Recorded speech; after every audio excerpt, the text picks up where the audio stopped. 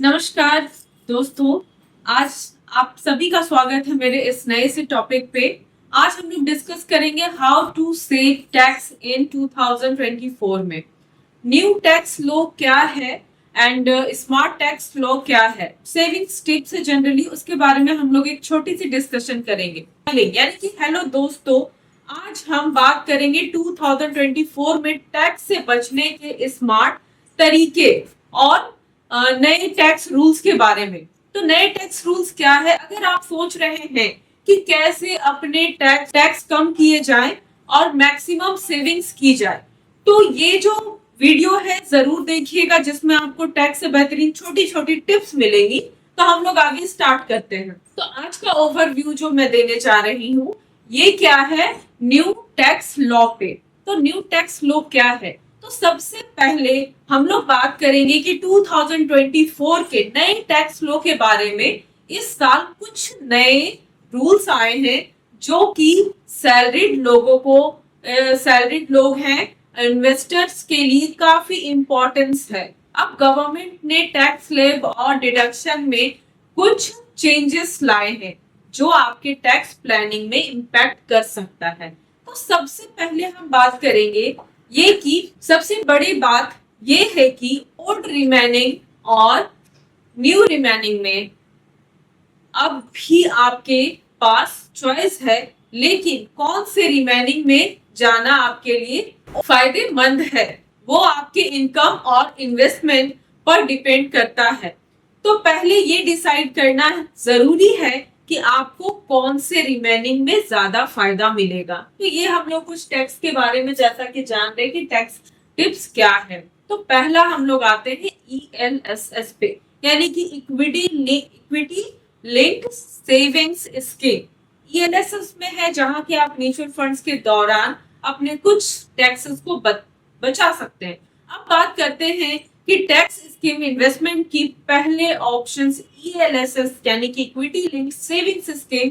ELS mutual fund का एक section है जिसमें ATC के अंदर टैक्स डिडक्शन देते हैं और इसमें लॉक इन पीरियड सिर्फ 3 साल का होता है, जो कि बाकी ऑप्शंस के कंपैरिजन में ये सबसे कम है। इसमें आपको इक्विटी मार्केट का एक्सपोजर भी मिलता है जो कि लॉन्ग टर्म में अच्छा रिटर्न देता है। सो अगर आप हाई रिटर्न्स के साथ टैक्स सेविंग में चाहते हैं तो आप ELSS में एक अच्छा ऑप्शन है जहां आप अपने म्यूचुअल फंड में हो रहे इन्वेस्टमेंट पे टैक्स बचा सकते हैं। दूसरा क्या ऑप्शन है, PPF public provident fund. Public provident fund जो है दूसरा ऑप्शन है जहां पे आप अपने टैक्स को बचा सकते हैं। गवर्नमेंट बैक्ड स्कीम है, आपको स्टेबल और गारंटेड रिटर्न देती है और ये सेक्शन ATC के अंडर आता है, यानी कि PPF में आप जो भी इन्वेस्ट करते हैं उसका इन्वेस्टमेंट फ्री होता है और मैच्योरिटी अमाउंट भी टैक्स फ्री मिलता है, जिसमें किसी प्रकार का कोई टैक्स नहीं होता। लॉक इन इसमें होती है 15 सालों की, यानी आपका फंड लॉक रहेगा 15 साल तक। लेकिन अगर लॉन्ग टर्म और रिस्क फ्री इन्वेस्टमेंट चाहते हैं तो PPF एक और सिक्योर ऑप्शन है। तो ये मैंने कुछ दो फंड्स के बारे में डिस्कशन की है, ELSS एंड PPF। तीसरा ऑप्शन क्या है, NPS नेशनल पेंशन सिस्टम। तीसरा ऑप्शन हमारे पास NPS का है, यानी कि इसमें आप इन्वेस्ट कर सकते हैं। मैं आपको रिटायरमेंट के लिए ये इन्वेस्ट सजेस्ट करूंगी जहां पर टैक्स बेनिफिट मिलता है। इसमें आप सेक्शन ATC के ऊपर 1.5 लाख तक का सेक्शन ATC DIV के तहत आप अंडर एडिशनल 50,000 तक का डिडक्शन क्लेम कर सकते हैं। यानी कि NPS में इन्वेस्टमेंट अमाउंट आपका जो होता है पेंशन फंड में ऐड होता है और जो कि रिटायरमेंट के बाद आपको रेगुलर ये इनकम के रूप में मिलता है। अगर आप लॉन्ग टर्म रिटायरमेंट प्लानिंग कर रहे हैं और उसके साथ टैक्स सेविंग चाहते हैं तो आप ये NPS में जरूर कंसीडर करें जहां पे आपको एक अच्छा रिटर्न मिले। तो ये तीसरा ऑप्शन हमने आपको बताया NPS के बारे में। अब आ जाते हैं हमारा फोर्थ ऑप्शन क्या होगा जहां हम टैक्स बचा सके, home loan benefits. Home loan के लिए अगर हम बात करें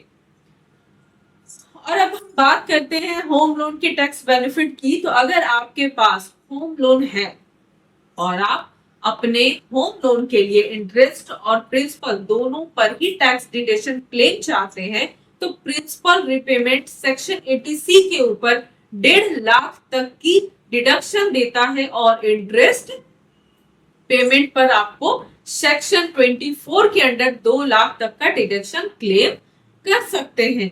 यानी कि अगर आपको अपना घर भी लेना है और टैक्स भी सेविंग करना है, तो इसके लिए आपको होम लोन एक स्मार्ट ऑप्शन है जो कि आप कर सकते हैं। तो आज हमने कुछ टैक्स के लिए म्यूचुअल फंड से शुरुआत किया, जहां पे हमने कवर की ELSS, NPS एंड ये PPF और ये होम लोन। ठीक है, अब फिफ्थ ऑप्शन हमारे पास क्या है, हम लोग हेल्थ इंश्योरेंस में भी 80D का बेनिफिट ले सकते हैं। Last but not latest, health insurance भी एक बहुत जरूरी टैक्स सेविंग टूल है। हेल्थ इंश्योरेंस पर आपको सेक्शन 80D के तहत डिडक्शन मिलता है, जो कि आपने और अपने फैमिली के इंश्योरेंस पे 25,000 का डिडक्शन क्लेम कर सकते हैं। यानी कि टैक्स का जो भी डिडक्शन होता है वो आप 25,000 तक के अपने फैमिली पे इंश्योरेंस पे कवर कर सकते हैं। अगर आपके पेरेंट्स सीनियर सिटीजन हैं तो उनके लिए एडिशनल आपको ऑफर मिलता है, यानी 50,000 तक का डिडक्शन मिलता है।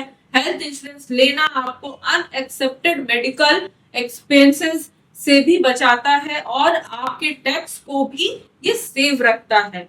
तो मैं आपसे ये कहना चाहूंगी कि आज हमने कुछ टैक्स डिडक्शन के बारे में बात किया, जहां पे 80C 80D के बारे में हमने छोटी सी जानकारी आपको बताई है।